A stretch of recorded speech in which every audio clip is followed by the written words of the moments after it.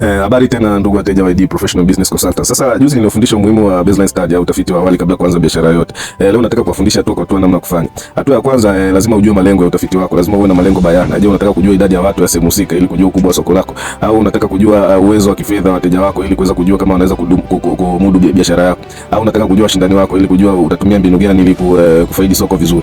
Kwa hiyo lazima ujue malengo ya tafiti yako. Hatua ya pili ni kuchagua eneo na malengo.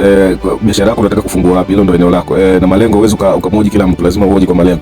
Kama ni biashara saluni, utaoje wakina mama na wakina dada, uwezo uoje wakina baba au baba. Hatua ya tatu ni kuandaa zana za kukusanyia data. Sasa hapa kuna zana za namna mbili. Kwanza kuna maswali. Lazima uandae maswali ambayo yanalingana na kile ambacho unataka ukijua. Kwa mfano unataka kufungua biashara saluni, maswali yatakuwa utauliza watu, je, nikifungua saluni mitaa hii italipa? Je, wateja mitaa hiyo wanapendelea nini?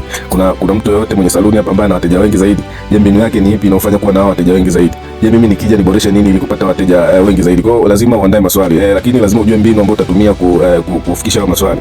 Utahoji watu uso kwa uso, hata kwa ana, au utatumia maswali wao watajibu, au utafanya uchunguzi, utaenda tu sehemu utaangalia ili kujua uhalisia wa soko husika. Hatua ya 4 ni ukusanyaji wa data. Sasa utaenda moja kwa moja kwa ajili ya kukusanya hizo taarifa unazozihitaji mitaani, kwa sababu tayari utakuwa na maswali na utakuwa na mbinu ambayo umechagua wewe kuulizia maswali. Baada ya hapo utachambua sasa hizo taarifa zako, utazichambua kwa makini na kuzielewa.